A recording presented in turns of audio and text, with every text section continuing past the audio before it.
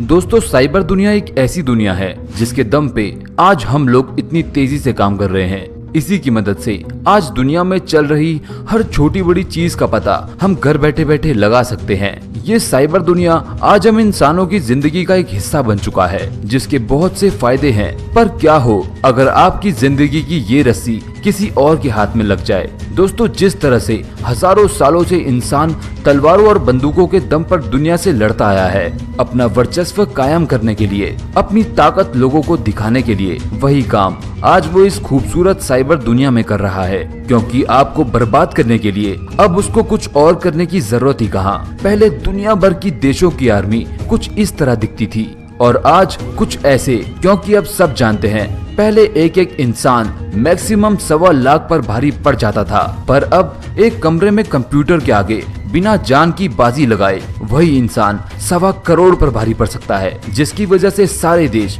अब cyber army पर focus करने लगे हैं। इसीलिए आज मैं आपको दुनिया की 5 बड़ी साइबर आर्मी के बारे में बताऊंगा, जो कि पूरे इंटरनेट को कंट्रोल करती है और इसे बर्बाद करने का दम रखती है। इसीलिए एक शांत कोना देख लो और वहां पर अपनी तशरीफ टिकाकर इस वीडियो को अंत तक देखो।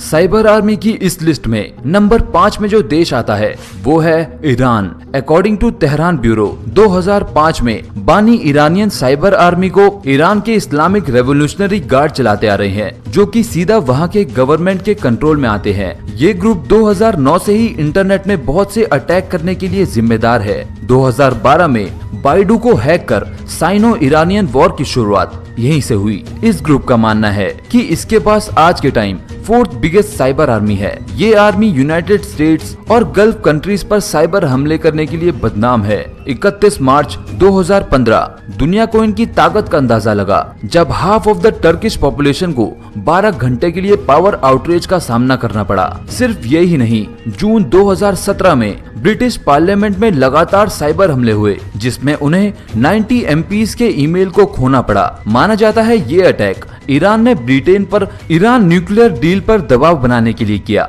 Number 4, Israel. दोस्तों, इजराइल 90 लाख की आबादी वाला एक छोटा सा देश है, जिसकी GDP लगभग $380 बिलियन है। फिर भी आज इजराइल के पास दुनिया की one of the best cyber security force है। इजराइल हमेशा से ही टेक्नोलॉजी में सबसे आगे रहने की कोशिश करता आया है, जिस वजह से आज 400 से ज्यादा कंपनीज को इजराइल द्वारा फंडेड किया जाता है। यूनिट 8200 एक एलीट ग्रुप दुश्मन देशों से घिरे होने की वजह से ये ग्रुप हमेशा चौकन्ना रहता है। दुश्मन की इंफॉर्मेशन कलेक्ट करता है और मौका देखकर चौका मार देता है। इस ग्रुप में रिक्रूटमेंट कोई साधारण तरीके से नहीं होती। लोगों को सिलेक्ट करने के लिए इनका सिंपल तरीका है, आपके पास डिग्री नहीं है चलेगा, बस आपको प्रॉब्लम सॉल्विंग स्किल में महारत हासिल होनी चाहिए। दोस्तों, ये ग्रुप एक डेडलीस्ट ग्रुप इसीलिए भी है क्योंकि ये मोसाद जैसे सीक्रेट ग्रुप और इजरायली सरकार के एकदम टच में रहता है। यूनिट 8200 की ताकत का पता आप इस बात से लगा सकते हैं कि पिछले महीने ही इन्होंने अपने सबसे बड़े दुश्मन ईरान की न्यूक्लियर फैसिलिटी पर साइबर हमला किया। ये न्यूक्लियर फैसिलिटी अंडरग्राउंड थी, जिसमें साइबर अटैक के बाद घंटों के लिए पावर आउटरेज हो गया। इससे यहाँ मौजूद ईरान का न्यूक्लियर एनरिचमेंट का काम आग लगने की वजह से सालों पीछे चला गया। ये अटैक इतना खतरनाक था कि इस अटैक से यहाँ मौजूद साइंटिस्ट बुरी तरह जख्मी हो गए। Number 3, China. दोस्तों, चाइना एक ऐसा देश है जिसे देश बोलना गलत होगा, क्योंकि चाइना अपने आप में एक दुनिया है। चाइना के लोग बाहर की दुनिया से इतने कटे हुए हैं कि उनमें से कईयों को ये तक नहीं पता कि भारत भी एक देश है, वो भी उनका पड़ोसी देश। USA की कई मीडिया हाउसेस के मुताबिक चाइना के पास करीब 1 लाख हैकर्स की आर्मी है। आज के टाइम पे चाइना के पास बहुत पैसा है, लेकिन वेपन टेक्नोलॉजी के मामले में वो बहुत पीछे है, जिस वजह से Chinese cyber army USA, Russia और फ्रांस जैसे देशों की वेपन टेक्नोलॉजी चुराने में लगा रहता है। एक रिपोर्ट में पाया गया कि आज दुनिया के लगभग 41% टोटल साइबर अटैक चाइना से ही होते हैं, जो कि ज्यादातर USA और इंडिया पे टारगेट किए जाते हैं। जानते हैं ये अटैक नंबर में कितने हो सकते हैं? हम सब की सोच के ऊपर। 2018 में एक रिपोर्ट में क्लेम किया गया कि चाइना ने भारत में सिर्फ 4 से 5 दिनों में 40,000 से ज्यादा साइबर हमले किए। अब समझ जाओ ये नंबर कितना बड़ा है। मई 2013 में ऑस्ट्रेलियन न्यूज यहाँ तक कह चुकी है कि उनके सिक्योरिटी इंटेलिजेंस के ब्लूप्रिंट्स चुरा लिए गए हैं। ऐसा अटैक 2017 में चाइना इसरो पर भी कर चुका है, पर हमारी सिक्योरिटी अच्छी थी, हम बच गए। पर क्या फ्यूचर में भी हम बच पाएंगे? आपको क्या लगता है? क्या भारत को भी अब एक साइबर आर्मी बना लेनी चाहिए? अभी वीडियो देखते देखते कमेंट्स में जरूर बताएं। Number 2, USA. दोस्तों, एक अनुमान के मुताबिक साइबर चोरियों की वजह से सारे देशों को हर साल मिला के करीब 400 बिलियन डॉलर का नुकसान होता है, यानी करीब 29 लाख करोड़ रुपए। ये अटैक सबसे ज्यादा यूएसए पे होते हैं। एक अनुमान के मुताबिक 40 मिलियन मॉलिशियस ईमेल हर दिन यूएसए के डिपार्टमेंट ऑफ डिफेंस को भेजे जाते हैं, जिस वजह से अमेरिका उन गिने चुने देशों में आता है जिनके पास अपनी एक अलग साइबर फोर्स भी है। मैं बात कर रहा हूँ यूनाइटेड स्टेट साइबर कमांड की, जिसे 21 मई 2010 में बनाया गया था। इसका एक सिंपल सा काम है यूएसए को साइबर अटैक से प्रोटेक्ट करना और पूरी दुनिया में नजरें बनाए रखना।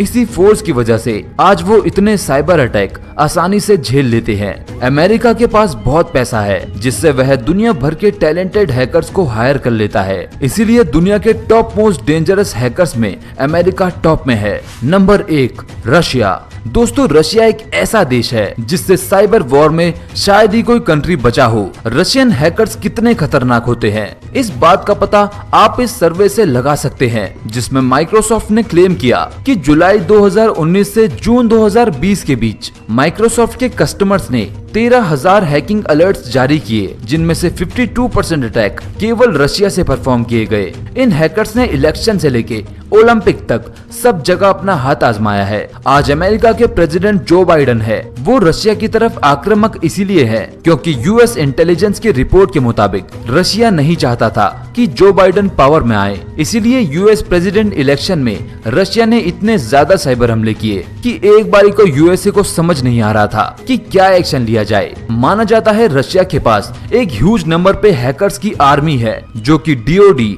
डिस्ट्रीब्यूटेड ऑफ डिनाइल सर्विस से दूसरे देशों में ऐसी तबाही मचाते हैं कि उनको करोड़ों डॉलर का नुकसान उठाना पड़ जाता है। रशियन हैकर से आज तक कोई देश नहीं बच पाया, चाहे वो अब Estonia, France, Georgia, Germany, Kyrgyzstan, Poland, south Korea, Ukraine, United kingdom, United states, Venezuela, कोई भी हो। गाइस, मैंने डीप वेब और डार्क वेब पर एक पूरी सीरीज बनाई है, पर क्या आप जानते हैं कि रशियन लोग डीप वेब और डार्क वेब का इस्तेमाल बहुत ज्यादा करते हैं। रशियन हैकिंग कल्चर के बारे में बताने के लिए मेरे पास बहुत कुछ है। अगर इसी वीडियो में बताने लगा तो वीडियो बहुत ज्यादा लंबी हो जाएगी। इसीलिए इस टॉपिक पर अगर आप एक सेपरेट वीडियो चाहते हो तो मुझे कमेंट्स में जरूर बताना। दोस्तों, आज के लिए बस इतना ही। अगर हम बात करें अपने भारत की, तो यहाँ भी हैकिंग कल्चर अच्छे से फल फूल रहा है, क्योंकि आप सब जानते हैं एक हैकर का फ्यूचर आने वाले समय में बहुत ब्राइट होने वाला है। इसीलिए आप मुझे बताएं कि क्या आप भी एक हैकर बनना चाहते हो?